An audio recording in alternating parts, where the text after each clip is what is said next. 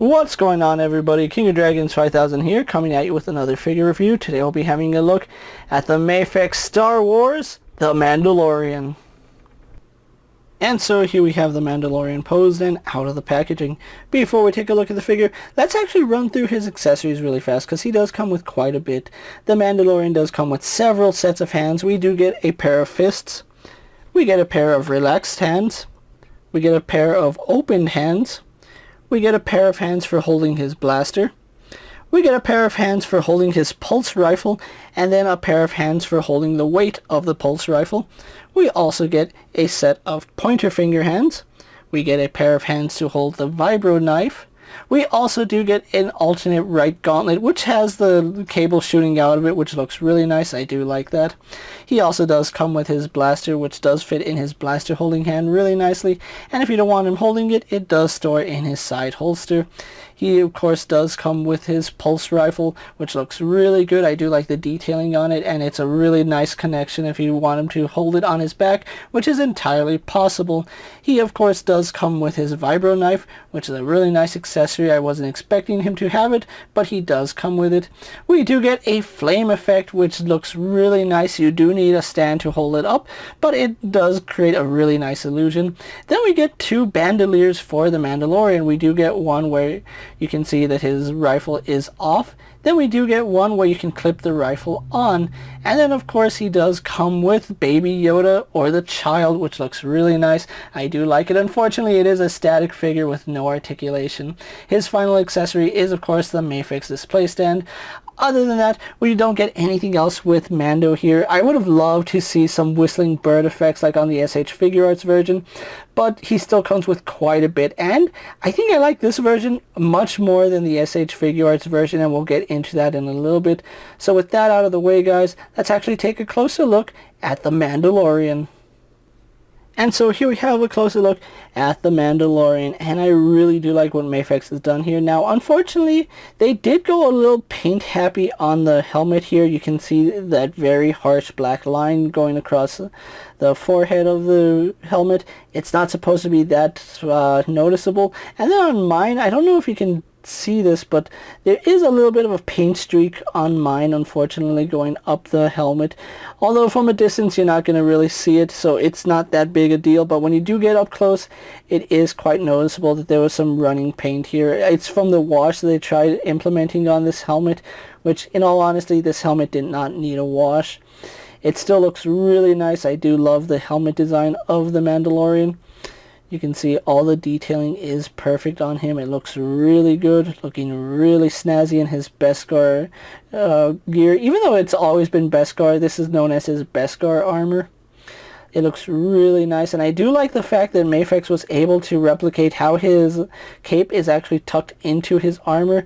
That's a really nice effect, and I really do like it right here. Looks really good. Now, you can see that that does cause the chest piece to be made out of two parts. We have the upper chest piece and the lower chest piece. It's not a big issue because this is actually solid on there. I haven't had any issues of this popping off.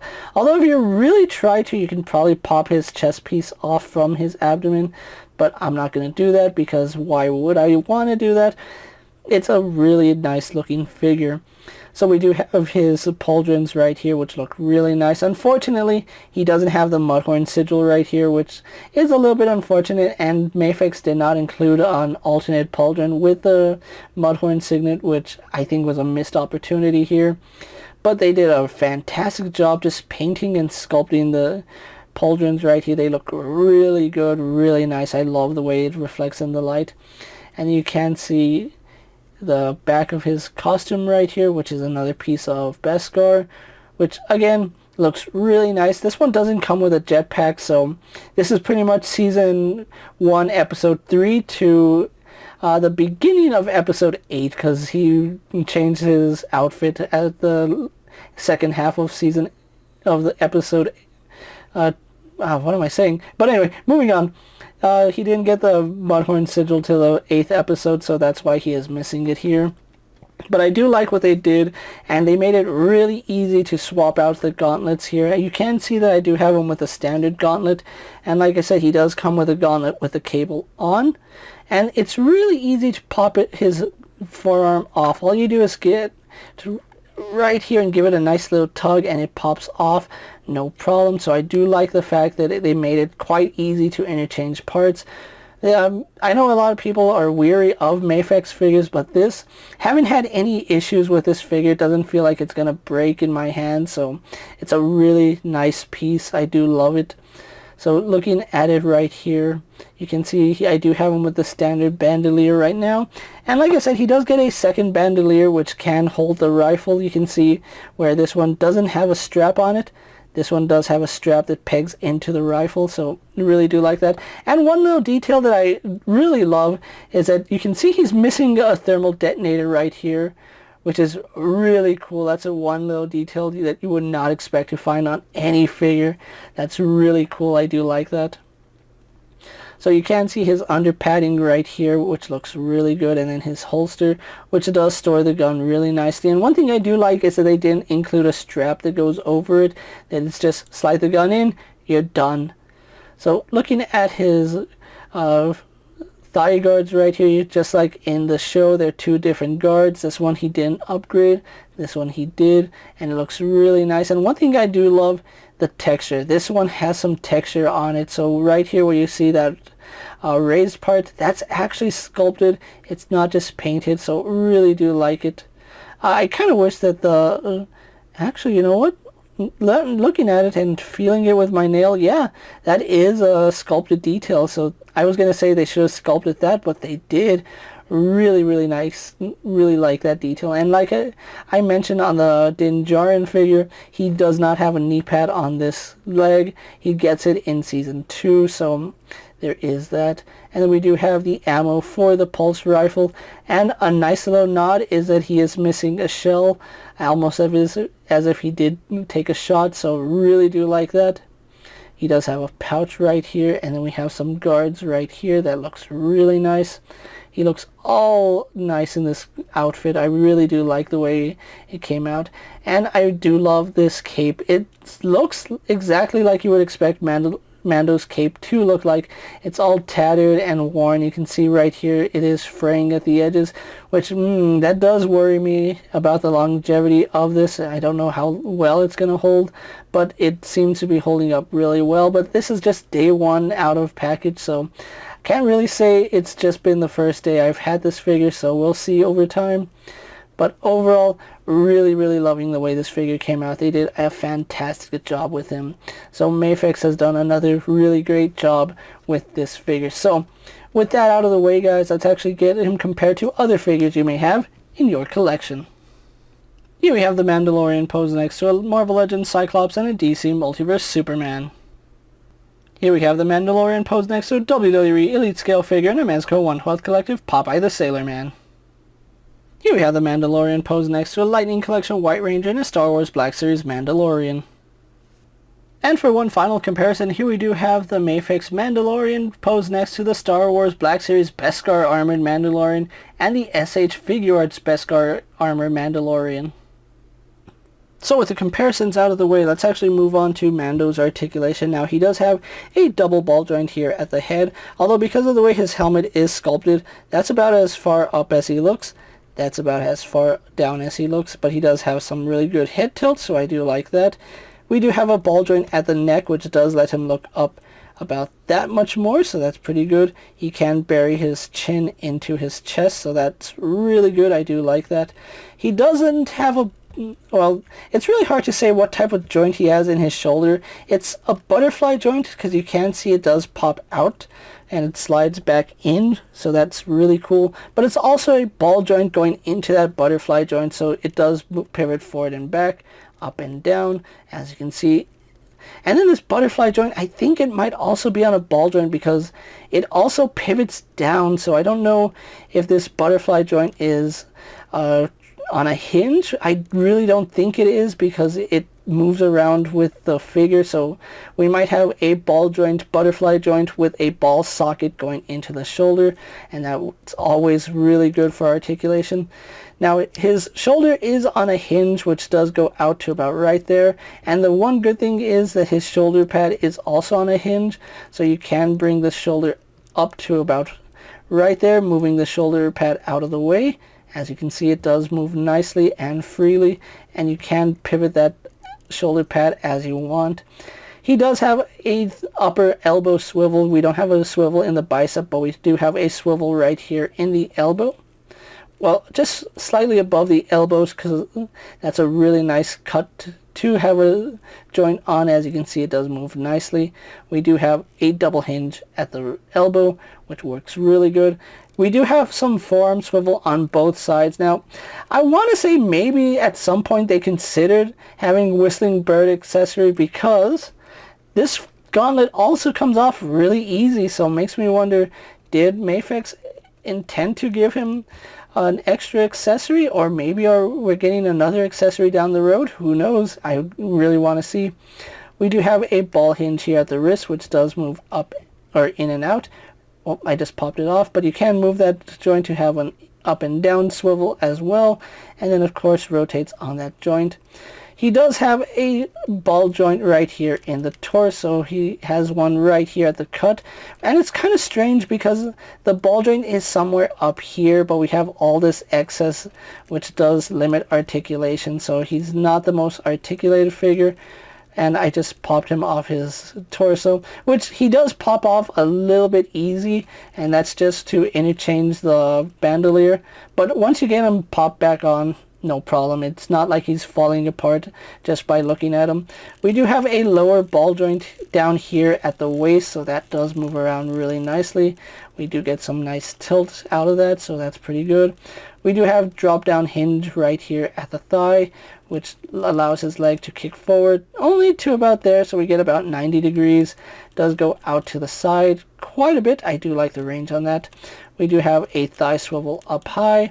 We do have a single bend at the knee, which only goes about 90 degrees, so it's not the most articulated Mandalorian we've seen, but it does work.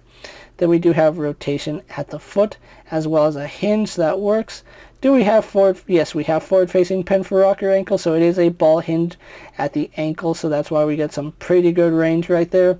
And then, of course, we do have a toe hinge, which it's not the furthest toe hinge we've ever gotten, but it does function, so there is that. So overall, really do like the articulation on Mando here. It looks really good.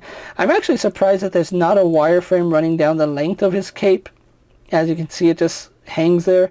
We do have a wireframe right up here, which it is a little bit odd that they only included a wireframe at these points, so it looks weird when you do stuff like that, but it does make it look good when you start posing it and getting the cape out, so it billows a little bit. So yeah, would have liked to see a wireframe running down the entire length of the cape, but that's just me personally. So overall, really do like the articulation on this Mandalorian. So with that out of the way, guys, let's actually get him posed for my final thoughts, and then we'll wrap up this review. And finally, here we do have the Mafex Mandalorian posed for my final thoughts. And overall, I am really impressed with what Mafex has done with this figure. There's a lot of things to like about this figure, and very few things that I think really do hinder this figure. I really do feel like he was missing a Whistling Birds accessory, because the fact that his forearms do pop off as easily as they do, and the fact we only get one extra forearm, does lead me to believe that at some point they did consider making a Whistling Birds effect for this figure. Now, I'm not saying that's 100% true. I'm just saying with what we got here, it does lead me to suspect that there was supposed to be an additional part that was never solicited and that we never got. Now, as far as the Mafex Mandalorian goes, I think this is probably one of the best renditions of the Mandalorian that we've gotten in terms of sculpt and paint apps. Yes, the Black Series is very affordable, but he is a little bit not properly uniformed, as he does have the same thigh guard that he shouldn't have, and then he also has a knee pad. As far as the SH Figure Arts Mandalorian goes, I never reviewed that figure because it is a frustrating mess, and this figure is so much better than that version. It does make me regret getting the SH Figure Arts version because of how nice this figure turned out and how much less of a headache this figure is. This figure really doesn't have too many quality control issues, although his torso does pop off relatively easy. That's mainly just so you can use his rifle or his bandolier function, where you can change the bandoliers out.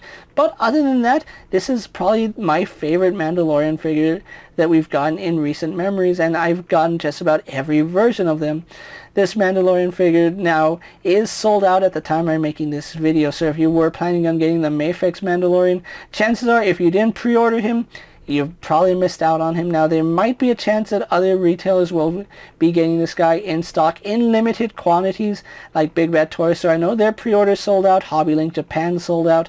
This figure is a very hot ticket, so if you haven't picked this figure up, he does seem like he's going to be a little bit of a hassle because of the popularity of the Mandalorian. If you do get this figure, just be aware that you will be spending anywhere from $70 to $120 for this figure, and that's just with importing fees and the cost of the figure.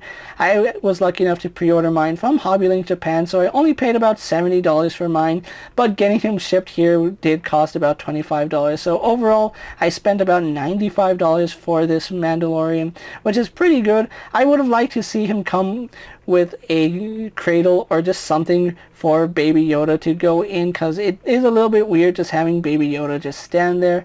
And Mafex was thankful enough, since they made this a static figure, that they gave us 6 other variations of Baby Yoda. Now unfortunately mine haven't arrived, which I was hoping they would all arrive at once with this guy, but we'll have a look at those at a later date. So as it stands, this is still a very solid figure, so if you haven't already picked them up, do try to find this figure if you're a fan of the Mandalorian.